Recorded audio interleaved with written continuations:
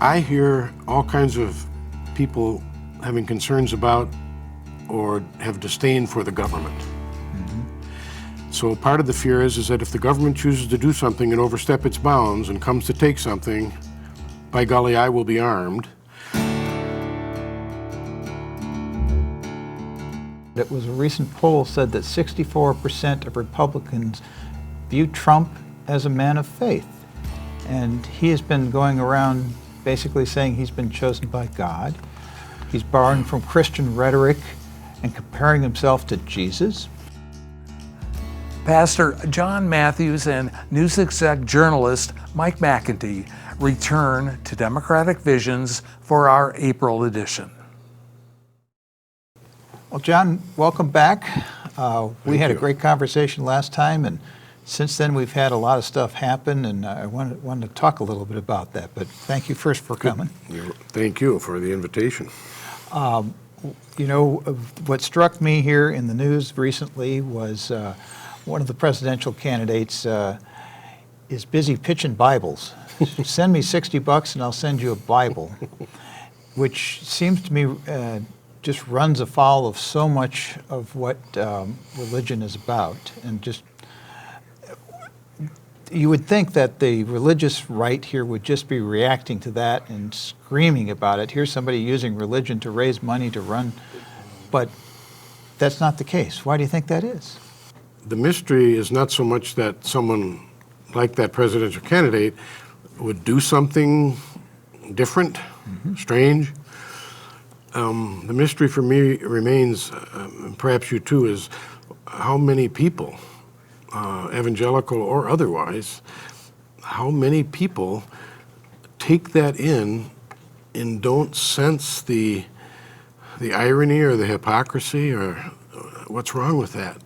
That's troubles me, I guess, because that and lots of other things just seem, I would say, to any sane person, to register as in conflict or dissonant.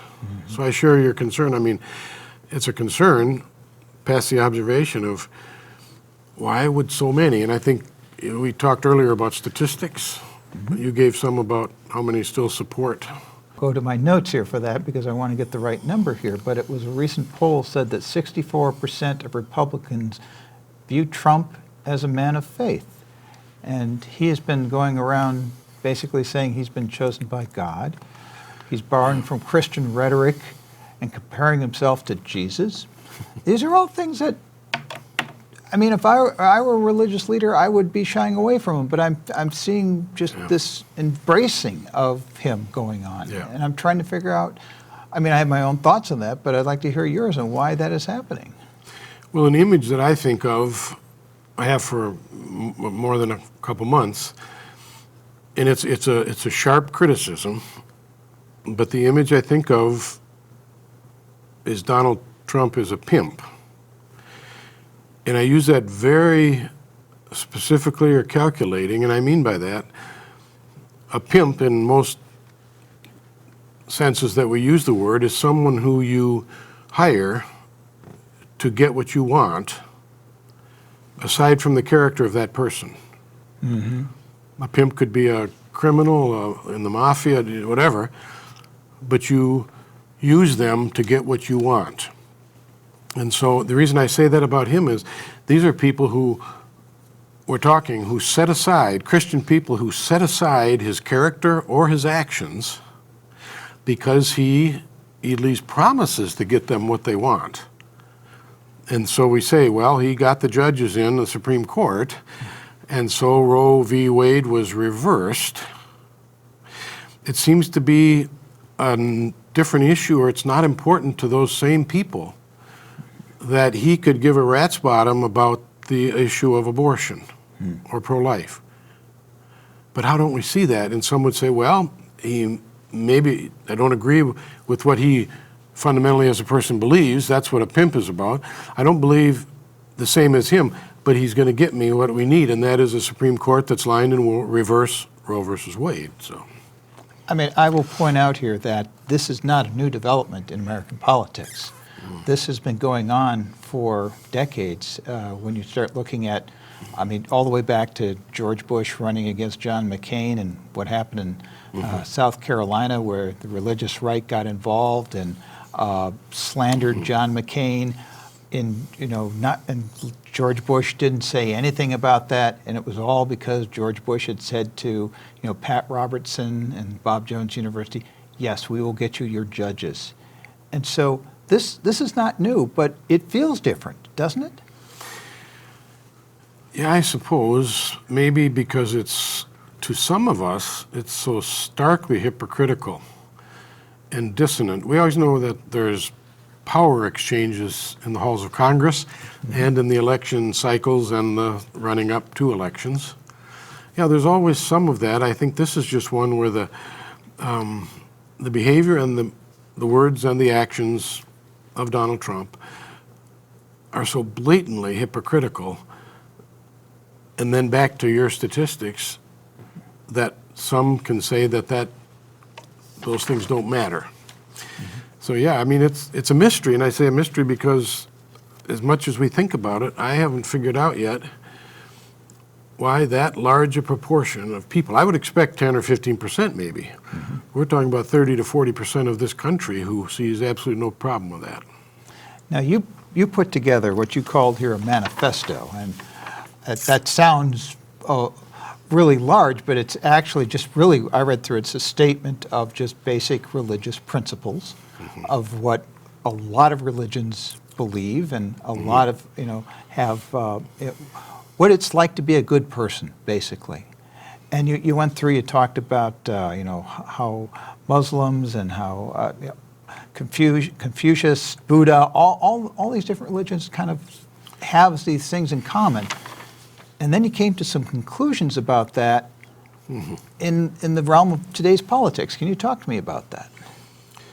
Well, I think one of the things that is a mystery, but it's certainly involved in all of this discussion, is that those qualities and characteristics which we would say, you're right, Jews, Muslims, Christians, Buddhists, Taoists, Baha'i, I mean, across the board, these are things that we say are important values that we all share.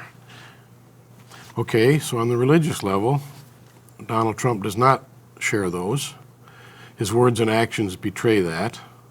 So the religious part is another. And then what was in this manifesto, which I thought would be important, is to say, if we look at America's values, whether that is the judicial, whether that's the balance of power, whether that's using the executive branch responsibly, this is a man who shows in everything he says that those American values are not important to him. So whether it's the religious part or the American citizenship part, how could someone be so contrary to those? I guess I'm back to the pimp. Because for those people, they're getting something that they think is important and somehow able to ignore both religious and civic qualities. I want to read your conclusion here out loud. You know this already, but this struck me as really important. It said, to separate the voting booth from one's faith practice is abdication of one's faith. Elaborate on that just a little bit. I think we've all known, although there's a separation of church and state, that in our church at least, we've said, but there's not a separation of faith from life. Institutionally, you attempt to keep those separate for protection of both, but that doesn't mean when you, as an individual, go into the voting booth that you leave your faith or your convictions somewhere else. You take those with you. And so to say that your faith ought to affect the way you vote, yep, that's pretty important. I suppose that's a statement which just puts it, which most of us would just agree with. Your faith ought to affect that. Well, these same supporters of Donald John Trump would say that their faith does impact that. And then this is an old one from 4, 5, 6 years ago, that they could see that Donald Trump is acting much like Cyrus the Persian did back in the Old Testament record. In the experience of the Israelites, he was a pagan, but he was the one who gave the Jews the okay to come back to the Holy Land.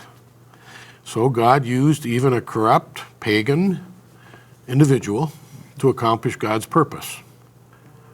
Well, as once you've said that about whether it's Cyrus or Donald Trump, you've just pretty much given a carte blanche to, doesn't exactly matter who it is, what their character is, or where that will lead. It has to do with whether they served our purpose. So that's an image that's been used a lot, but I still continue to hear it, where people say, well, God used Cyrus the Persian.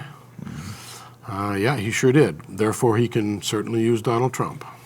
So there we have it. But that the faith of the people go with them, and I say that, but yet there's more to that, and that is these same people we're talking about, they would say they are taking their faith into the voting booth.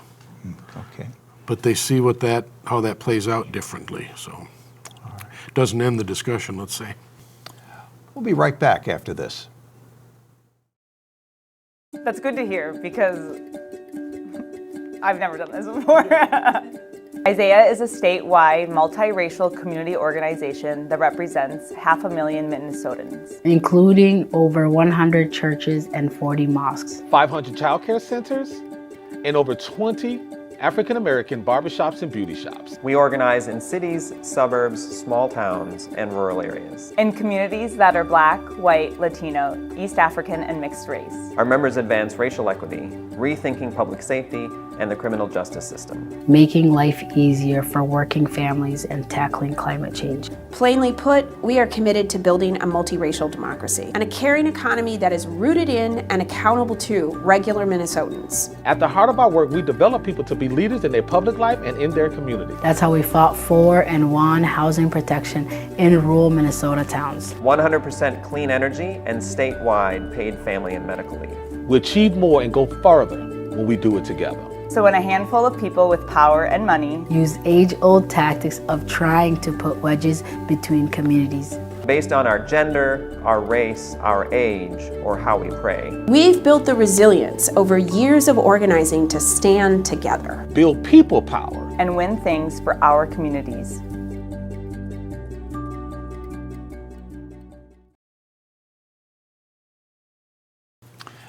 We're back with Pastor John Matthews. Thank you for hanging out with us today.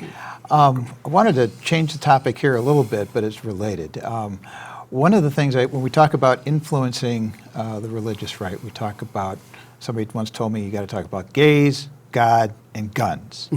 And guns they have been in the news a lot.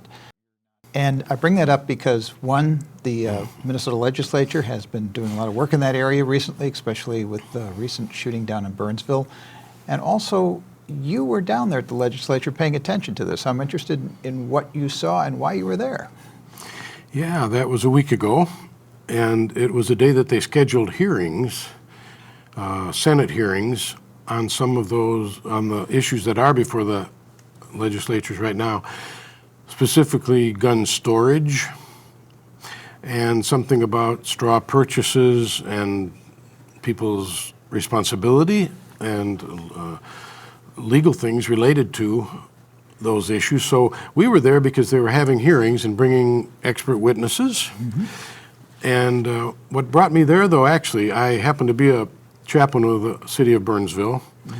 And so that Sunday morning, February 18th, I was called at 6 in the morning, and it had unfolded, the shootings, but by the time we got there, a half hour, 45 minutes later, some of us were dispatched to Hennepin County Medical Center to spend time with the families, one of the sergeants who was wounded but surviving.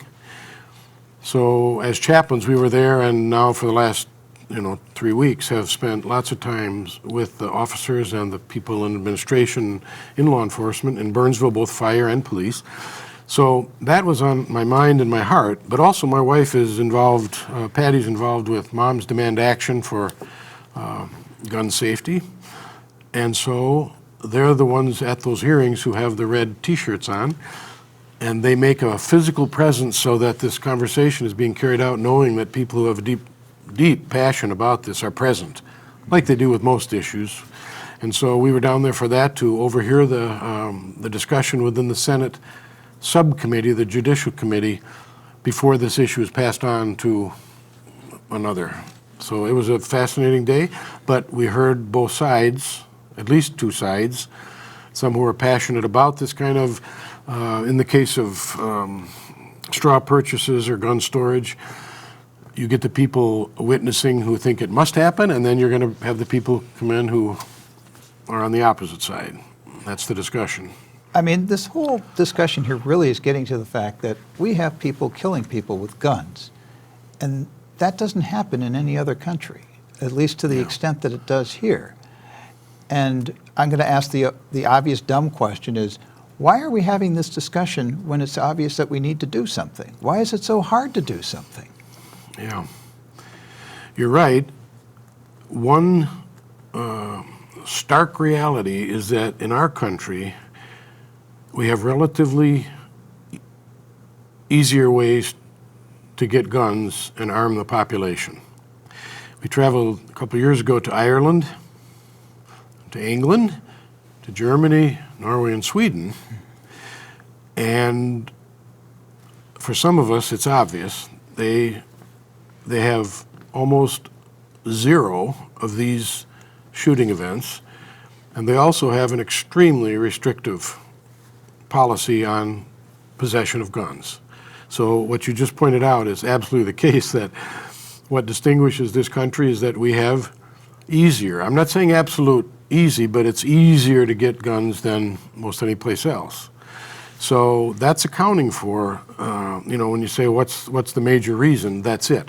But my contention is that in this discussion of the Second Amendment, which is brought up all the time, I think that is an acceptable, but in quotes, an acceptable issue to be able to distract Americans from the deeper issues.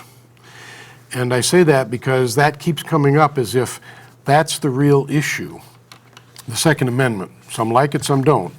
Some will lean into it and argue their whole case, and others will say, well, but the times are changed. Well, my reflections in the last, months, I suppose, have been that we're going after the wrong thing. We seem to be arguing over Second Amendment, except much more is at stake, because everybody knows the earlier reasons for that Second Amendment being a part of things, to prevent the British control and then the federal government from overreaching back then. Then at the time of the Constitution and the bylaws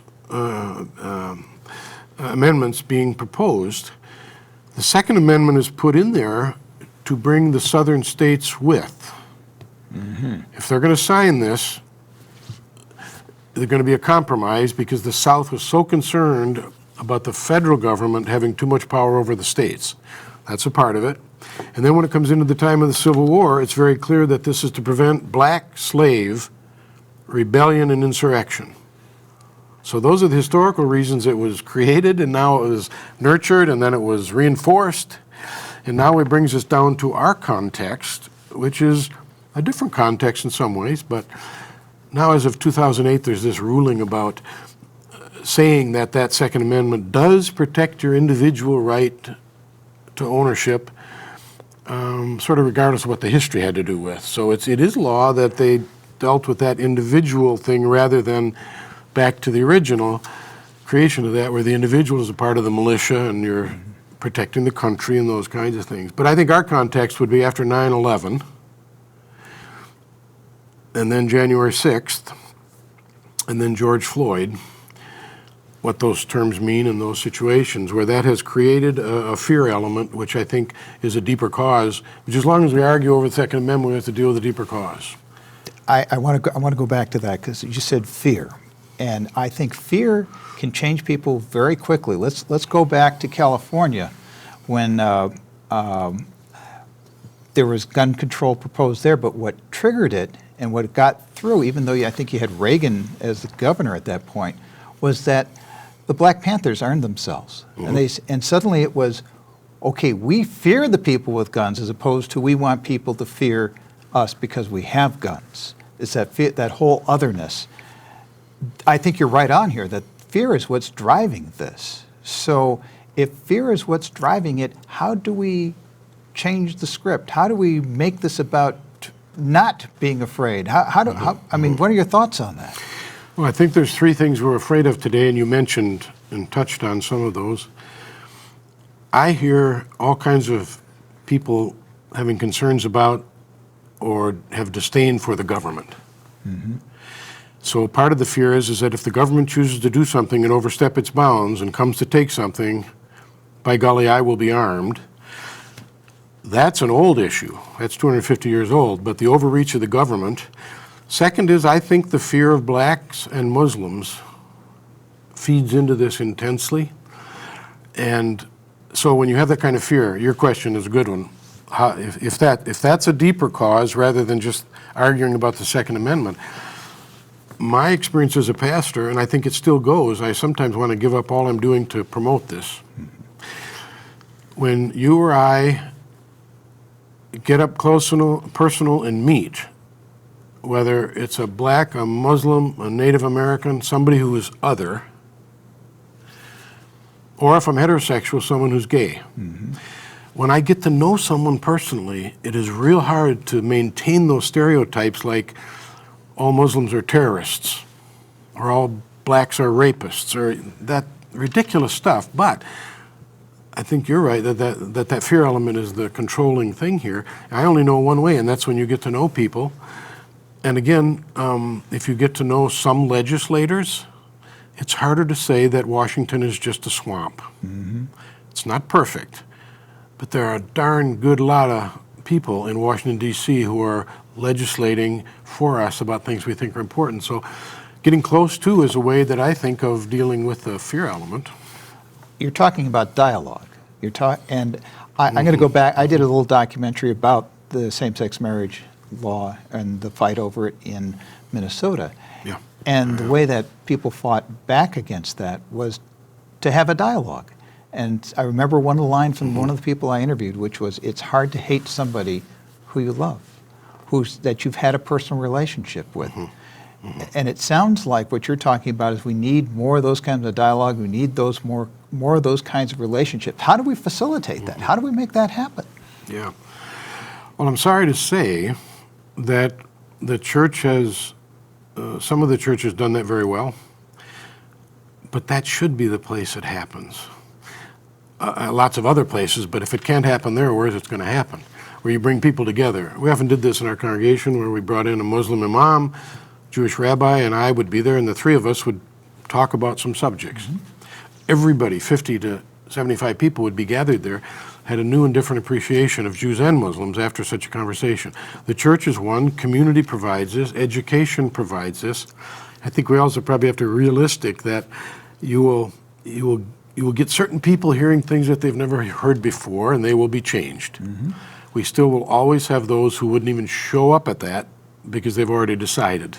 I think we have to be realistic, so maybe that's that center somewhere where people are still afraid, but with interactions and dialogue and relationships, they may become more positive. I don't know, schools, communities, neighborhoods, and churches. Churches have had a historic problem because it's a little trouble to have open, sincere dialogue if you're simply trying to convert people, where you don't take them for who they are. But that's true in human sexuality also. Churches and other places, it's hard to have an authentic dialogue with someone who you think should change. The other part of this is, my observation is we have become a more siloed nation. Our media, our schools, just who we talk to, we get divided by our politics. And I think there are social media companies and other organizations that make a lot of money based upon that. How do we break out of silos? How do you get somebody who is really within their world to touch anybody else or to be touched by the rest of the world? I'm thinking of two things, and the first is one has to first realize that the truth is bigger than both of us. So when I go to your silo, I have something to learn as well as something I might want to share. Lots of conversations break down because, well, I'm not going to talk about that because I have my opinions, they have their opinions, and those aren't going to meet. Well, I often think it's important to begin with a question. Tell me why you think what you think. Because to date, to this moment, you believe what you believe because it makes most sense to you. Now, by talking about that, you may give and think and change. I may think and change, huh? But I think it has to begin with kind of a curiosity about why the other person believes what they believe. They're silent, their defenses go down when I ask such questions. But yeah, siloed is a hard one to know. And secondly is that my goal isn't going into this to change you, it's to understand. And if in our understanding of each other something changes, so much the better. But yeah, the polarity in our country and in our churches and in our school, all over the place, the polarity is intense. But I most often hear people say, well, we know where we both stand, so what's the gain, what's the point? Mm-hmm. Okay. What I'm hearing you say, I'm hearing the pastor say, don't preach. I'm hearing the pastor say, listen. Is that what you're saying? Yeah, it's somehow, I think so. It's somehow like to be true to myself and guard my integrity. I have to let you know and hold on to that conviction that I have because I believe that so strongly.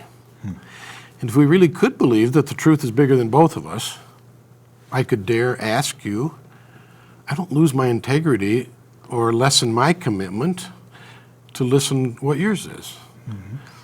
And I think people are changed in that encounter, but it has to begin with a curiosity and not somehow if I get in conversation with you, I fear I'm going to be attacked or have to change my view. No, that's not where it begins. You may, but that's not that's not my goal. So we have to lose our own fear first before we can reach out. That's a great way to say it. My own fear of, I ask people, I have fun doing this, and my wife, for one, thinks it's crazy, but we'll be in a restaurant, and I'll ask the wait person who they're going to vote for. Mm-hmm. She said, what do you ask that for? I'm just curious.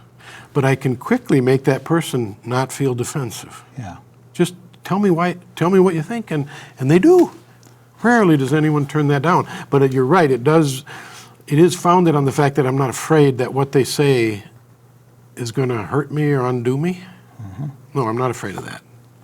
John, these are some good thoughts to end on. Reaching out, listening, talking, not preaching, not being as afraid. I think that's a great place to leave this. I appreciate your time and you coming in here and talk to us today. Thank you for the invitation, yes. Thanks for being with us. Democratic Visions is on select Twin Cities access channels and on YouTube. Check us out and email your comments to Mike and John to democraticvisions@gmail.com. That's democraticvisions@gmail.com. Say, let's do this again. Democratic Visions is handcrafted by volunteers from Eden Prairie, Hopkins, Minnetonka, Edina, and Bloomington. Watch us on select cable systems and on our YouTube channel. This is Carol Sundstrom.